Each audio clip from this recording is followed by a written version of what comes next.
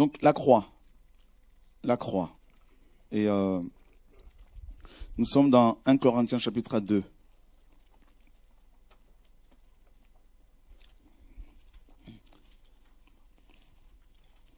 À partir du verset 1er. Alors les Corinthiens, vous savez tous que c'était des Grecs. Et les Grecs ne croyaient surtout pas en la résurrection corporelle. Les Grecs pensaient croyaient en l'immortalité de l'âme. Ils disaient que quand une personne décédait, son corps était enterré, bien sûr, mais son âme continuait à vivre. Et là, Paul arrive chez les Grecs. Et qu'est-ce qu'il apporte comme évangile? Regardez bien dans Acte 16, on va lire Acte 2, 1 Corinthiens 2, il n'y a pas de problème. Mais dans Acte chapitre 16, Paul arrive à Athènes pour la première fois. Il y avait un tribunal à Athènes, l'Aréopage, un lieu où il y avait des débats, des discussions sur la vie. Et c'était aussi un lieu de rencontre de plusieurs, philosophes. Donc il y avait des épicuriens, il y avait des stoïciens, et donc il y avait beaucoup de débats. Et chacun pouvait venir et prendre la parole et partager, développer sa doctrine, sa thèse, tout ça, sa pensée. Et Paul en profite, il arrive là, et qu'est-ce qu'il va faire? Il va annoncer l'évangile. Et juste avant de lire 1 Corinthiens 2, le Seigneur insiste pour que je fasse cette lecture-là, de Actes. Vous savez qu'on se laisse guider, hein? Voilà. Donc, Actes chapitre 16, je vais le lire pour vous. Et, 17. À partir du verset 15. Ceux qui avaient pris la charge de mettre Paul en sûreté le conduisirent jusqu'à Athènes. Donc. Puis ils s'en retournèrent après avoir reçu l'ordre de Paul de dire à Silas et à Timothée de le rejoindre au plus tôt. Comme Paul les attendait à Athènes, il sentit au-dedans de son esprit, au-dedans de lui, son esprit s'irritait à la vue de cette ville entièrement adonnée à l'idolâtrie. Il s'entretenait donc dans la synagogue avec les Juifs et les hommes craignant Dieu, et tous les jours sur la place publique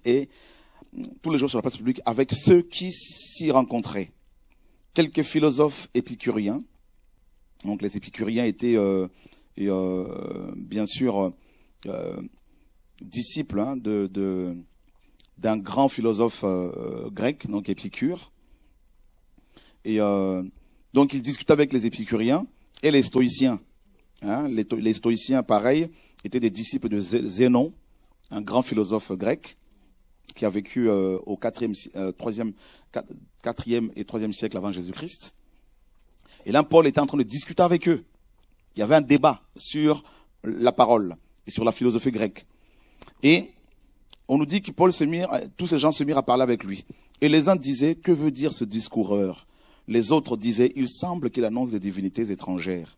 Parce qu'il leur annonçait Jésus et la résurrection. Voyez?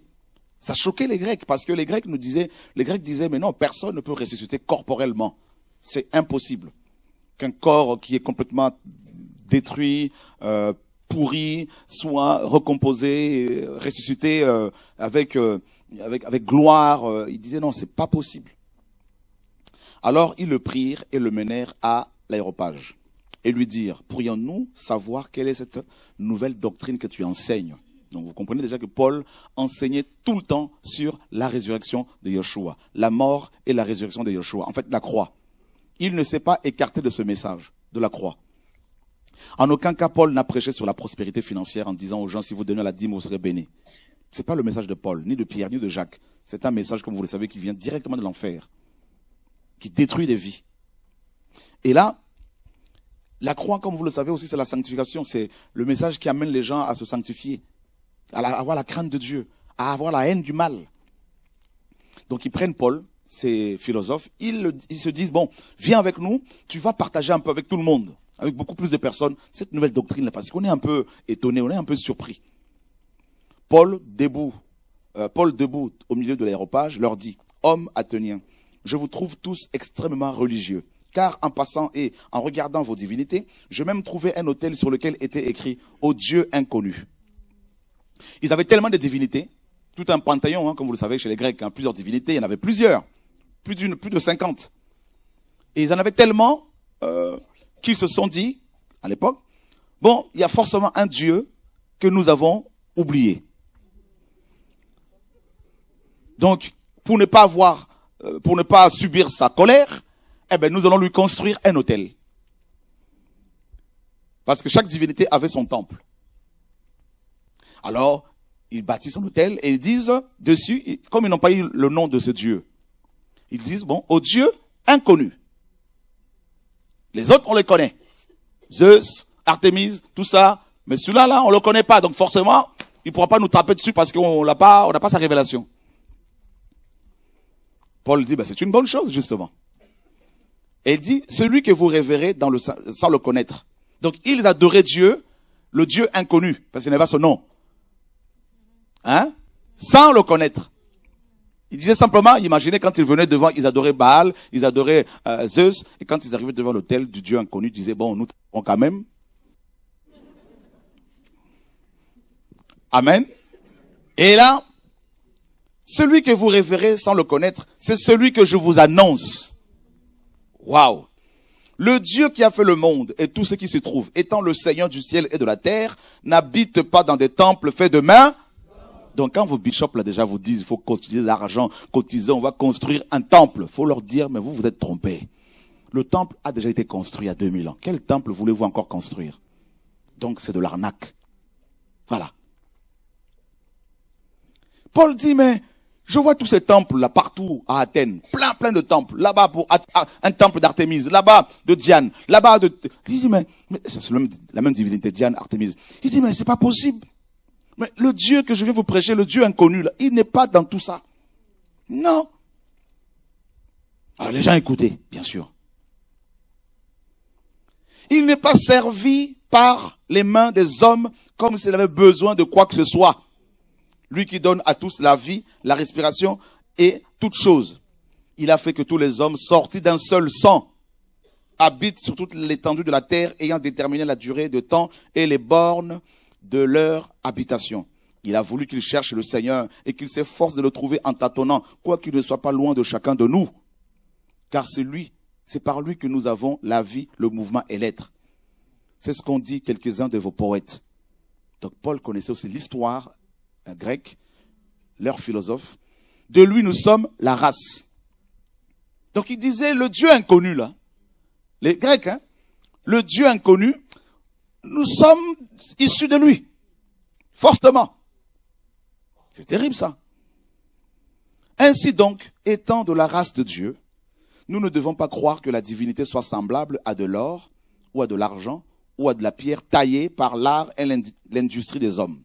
Donc déjà là, les catholiques sont mal barrés. Ceux qui ont des images, ceux qui ont des statues. Il dit, mais non, mais Dieu n'a rien avec l'or, avec l'argent, tout ça là. Non, non, non, non. Pas de veau d'or. Paul est en train de dénoncer ici la religion grecque.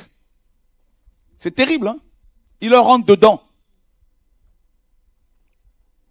Il est en train d'arracher, d'abattre avant de planter. Il dit, mais Dieu, sans tenir compte des temps d'ignorance, annonce maintenant à tous les hommes en tout lieu qu'ils se repentent, parce qu'il a arrêté un jour qu'il juge, où il jugera le monde selon la justice par l'homme qu'il a établi pour cela, et ce dont il a donné à tous une preuve certaine en le ressuscitant des morts. Lorsqu'ils entendirent parler de la résurrection des morts, les uns se moquèrent. Et les autres dirent, nous t'entendrons là-dessus une autre fois. Ainsi Paul se retira du milieu d'eux. Quelques-uns néanmoins se joignirent à lui et crurent. Denise, juge de l'Aréopage, une femme nommée Damaris et d'autres avec eux. Vous voyez, c'est quand même terrible. Ils dénoncent leur système religieux. Ils n'ont pas réagi. Ils dénoncent leur, n'est-ce pas, religiosité. Ils n'ont pas réagi. Mais quand il a touché, quand il a parlé de la résurrection, regardez comment les démons ont réagi ici. Parce qu'ils étaient possédés, ces hommes et ces femmes. Ils ont commencé, la première réaction, c'est les moqueries. on se moque. Les autres, oh non, non, on va t'entendre là-dessus une autre fois. 3 réactions ici. Moquerie. Deuxième réaction, pas d'intérêt. Donc on refuse d'entendre. Troisième réaction, conversion. La résurrection. Il n'y a pas d'autre message, je vous dis.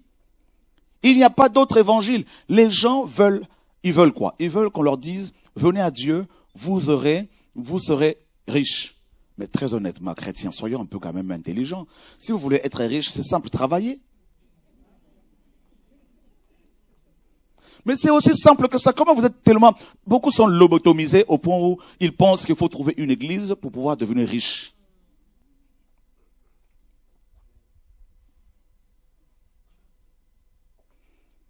L'argent ne tombera pas du ciel en parlant langue. Vous n'allez pas acheter une baguette chez votre boulanger en prophétisant. Non. Quel est le message qu'on annonce? Regardez, nous sommes dans la même configuration aujourd'hui que les hommes et les femmes de Acte 17. C'est-à-dire, il y a tellement de temples qui ont poussé. Il y a tellement de temples que des bishops ont construits. Basilique Saint-Pierre. Vous avez vu la basilique Saint-Pierre? Oh là là.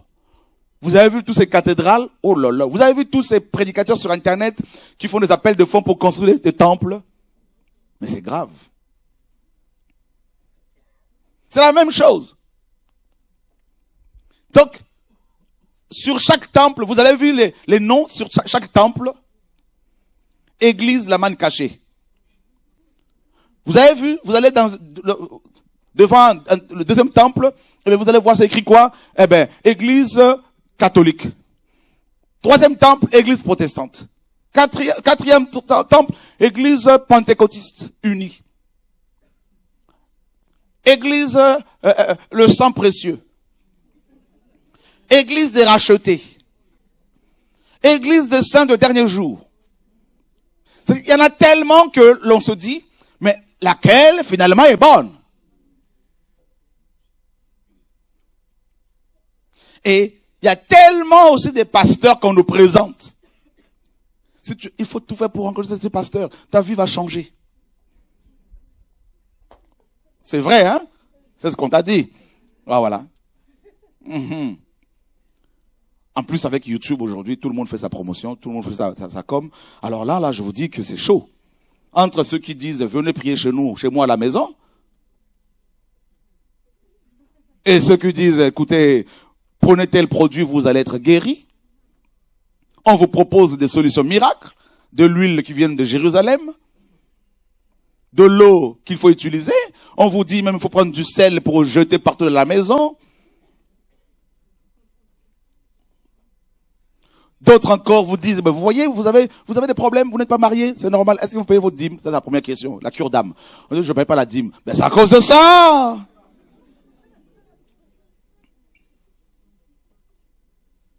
Mais comment voulez-vous que je paye ma dîme parce que je ne gagne que 1000 € et à la fin du mois, je me retrouve sans rien parce que j'ai des dettes, j'ai beaucoup de charges? Ah, mais l'heure, je vous dis, chrétien, l'heure est grave. C'est la même configuration. J'avais pas prévu de parler comme ça. Dieu me dit, c'est ça le message ce soir. C'est la même configuration. Là, c'est comme les Grecs. Plein de temples. Mais le Dieu Tout-Puissant, il est devenu inconnu. De beaucoup de pasteurs, de beaucoup de chrétiens. Bah oui. Le nom de Jésus, on en fait quoi? On dit non, le nom de Jésus, ça ne nous intéresse pas. Nous voulons le nom des hommes.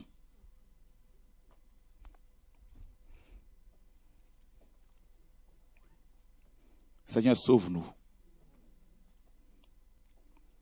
Et Paul dit, ce que vous adorez, ce que vous révérez, c'est celui-là que je viens vous annoncer. Vous le révérez sans le connaître. Et comme c'est la même chose que Yeshua disait à la femme samaritaine dans Jean 4. Il dit, vous les Samaritains, vous adorez ce que vous ne connaissez pas.